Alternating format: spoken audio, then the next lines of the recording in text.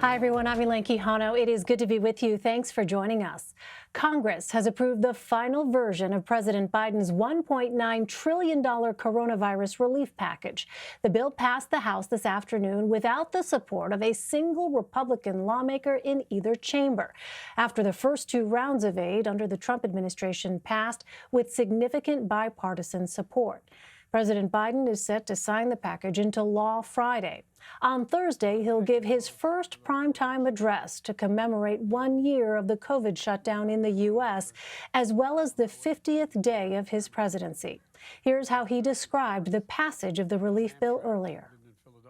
This bill represents a historic victory for the American people.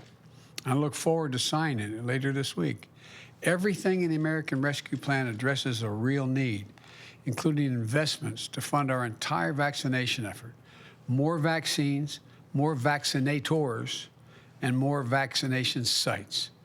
Millions more Americans will get tested, including home testing. Schools will soon have the funding and resources to reopen safely, a national imperative.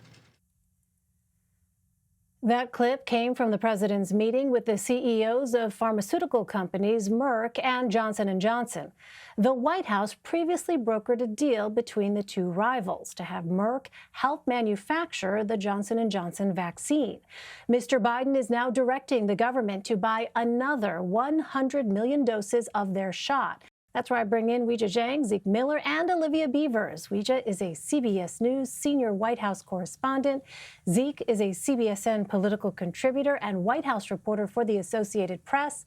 And Olivia is a congressional reporter and author of Politico's Huddle newsletter. Welcome to you all. Weijia, let me start with you. How quickly could we see some benefits like stimulus checks being delivered? And what's the next item on the White House agenda? So President Biden is expected to sign this bill into law on Friday, and then after that, people could start receiving their checks within 1 or 2 weeks. If you look at the timetable that the checks were sent out last time, although the White House is not committing to a specific time that they'll be sent out because they are deferring to Treasury, which has not provided specific dates. However, they've done this before, and we know what to expect.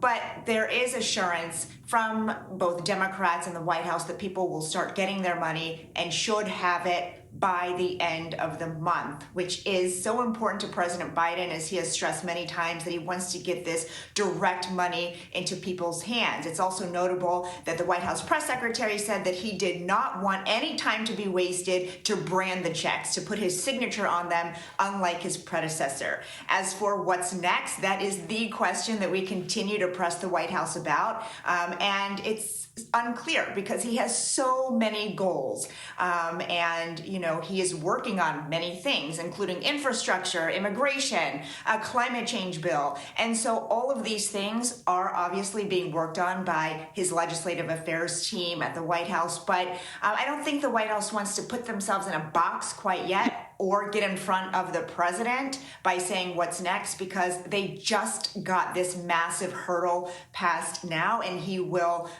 sign it on Friday. So that has been and will continue to be their focus, even in the week or two ahead, as he continues to try to convince everybody that this was the right move. So it's all about the American Rescue Plan for now, and it is TBD on what big piece is coming up. So, Zeke, just to follow up on what Weijia was saying, this bill is fully through Congress now, but the Biden administration is still taking steps to sell it to the public. Why is that, and what's the plan? Well, this is largely a political imperative for the president, looking back on the lessons learned from 2009 when then Vice President Joe Biden was put in charge of implementing and then also partly selling then the American Recovery and Reinvestment Act leading out of the Great Recession, a bill which now members of the president's own party say was too small and certainly wasn't messaged well effectively to the American public. And people didn't recognize the benefits that they got and the impact that law had in staving off continuation of that recession. That is sort of this bill, this $1.9 trillion bill, which is massive, was crafted to learning the lessons of that episode back in 2009 and how that was handled into 2010. And for Democrats who are going to be facing re-election in Congress in 2022, not too far away from now, the White House recognizes they have to convince the American public, A, that they're getting help from the federal government, which will help them spend and help the economy in the long term, but also help Democrats politically. And so we're going to see the president talk about this in his primetime address tomorrow when he signs the bill on Friday. And then the White House today said he's going to hit the road, the vice president's going to hit the road, and the first lady's going to hit the road to really get out and sell this plan to the American public and explain to people what benefits they are receiving. This bill is broadly popular in public opinion surveys so far, and they're going to try to capitalize on that, try to have some of that rub off on the president as well. So, Olivia, given that popularity of this bill, why didn't any Republicans get on board with this relief bill after many supported previous ones? Well, one point that I think is frequently missed is when the first COVID bill passed, Republicans were already sort of uncomfortable with the price tag. And so with the one before that, where we saw a lot of more bipartisan negotiations, it had a much slimmer price tag. And with this one, with the $1.9 trillion, Republicans were saying if you go that high, if you are in the $1 trillion near the $2 trillion mark, we will not be able to support it. So that was something they were saying right off the bat. But, when you talk about the polls, it's going to be really interesting because they think that they can message that it's an overreach, that it was too costly, that Pelosi was trying to include funds to do the BART train in California and all those other things. So those are the points that they're hitting, but they're also pivoting away from, trying to hit Biden on reopening schools. It's a gamble that they're taking, and it's something that we're going to see if, come November, if the economy is starting to come back, as Democrats say this bill will help, will that be hurting Republicans at the ballot boxes? Oh, Zeke, let's turn to vaccines. We mentioned that President Biden's meeting with the heads of Johnson & Johnson and Merck this afternoon. But where are these additional 100 million doses going? And what do we know about the time frame? Well, where they're going, we don't know yet. And when they're coming, in the back half of the year, by which point the United States will have enough vaccine to vaccinate all Americans. That milestone is supposed to be hit by, the president said over the weekend, the middle of May, enough vaccine for all Americans. And then by the end of July, from the publicly available orders from the government that the Biden administration has put out there should be enough vaccine for 400 million people, which is more than the entire population of the United States.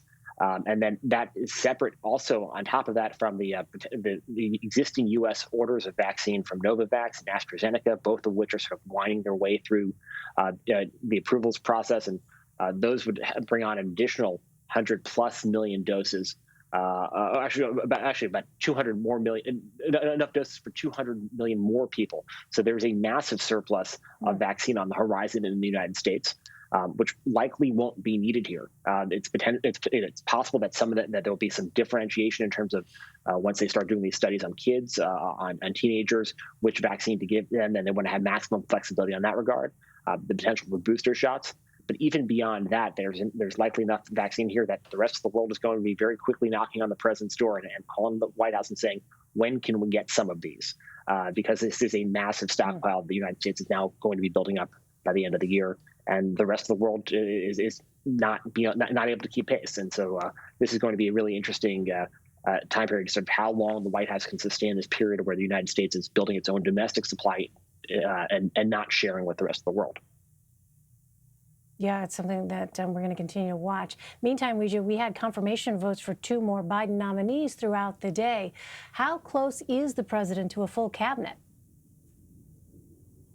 Well, he is getting there, slower than what is typical, but surely. And now we are hearing from Democrats that they finally feel like they're back on track to really put the pressure and put the energy toward filling his entire cabinet. But you're right, today was a victory to have his Attorney General, Judge Merrick Garland, confirmed, as well as the Secretary for Housing and Urban Development, Representative Marcia Fudge. And we are expecting even more positions to be filled by the week's end. But the White House from the beginning, set expectations that they were facing extraordinary times. And so a lot has been said about the delay, and they continue to point out that they didn't truly have Democratic control of the Senate until January because of those runoffs in Georgia versus November.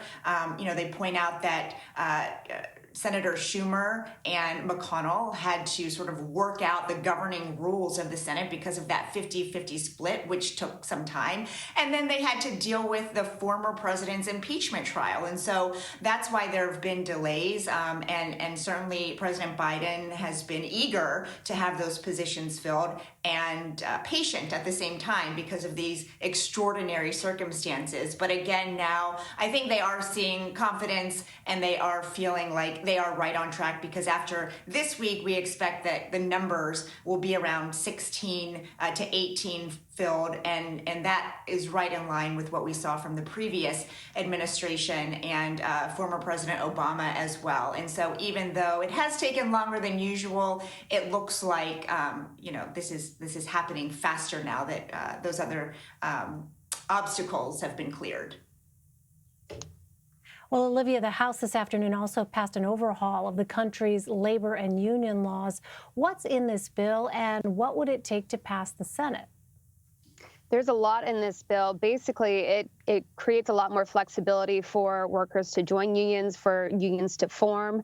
It will have penalties if there is a retaliation from companies. It will have, protections for employees if their workplace is coming after them. And it also, is trying to tamp down on employers seeking to intimidate unions forming.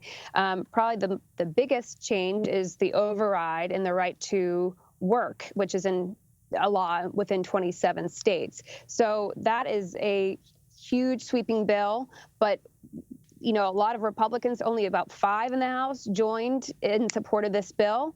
And they're arguing that this is bad for business. This is going to lead to a lot of arbitrary,